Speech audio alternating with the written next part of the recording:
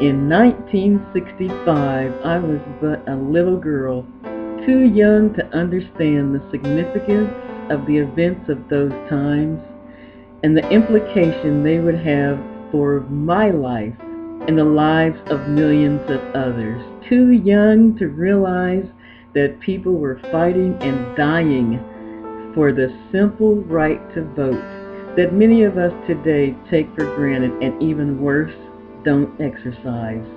Too young to realize that half a century later we would still be struggling against the same systemic injustice.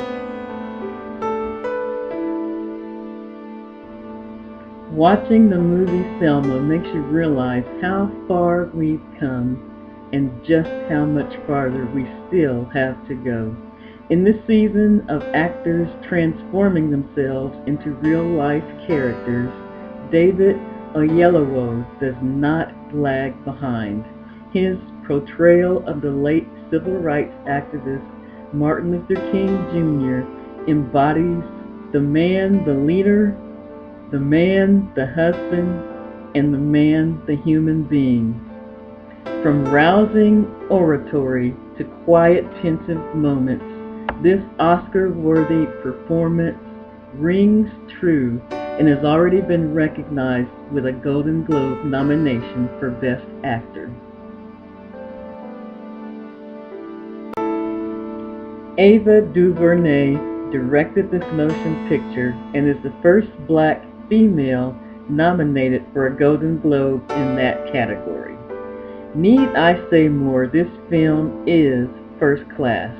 Produced by Brad Pitt and Oprah Winfrey, who plays Annie Lee Cooper in the movie.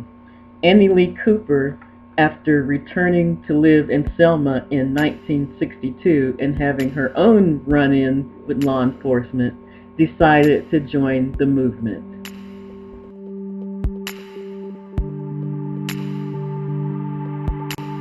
The strong ensemble cast includes Tim Roth as then Governor George Wallace and Tom Wilkinson as President Lyndon Baines Johnson.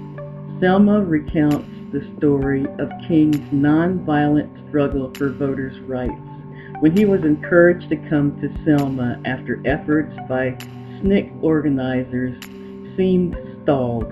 It recounts the beating of over 600 marchers led by John Lewis and other SNCC and SCLC activists.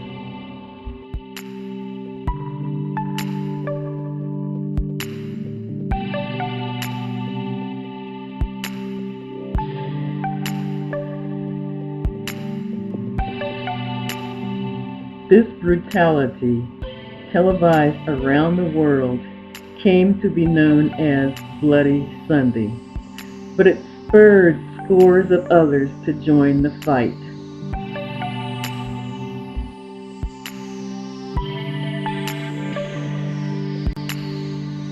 Even after all this suffering and the divisive, underhanded tactics of J. Edgar Hoover behind the scenes, progress would not be stopped.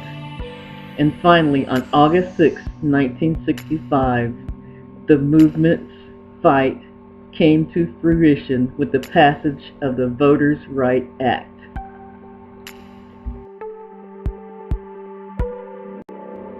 This movie is powerful and poignant, and I encourage all people, young and old, to go see this movie and reflect on the events of the past, the things that are happening right now, and what we can do as individuals to help carve out a better future.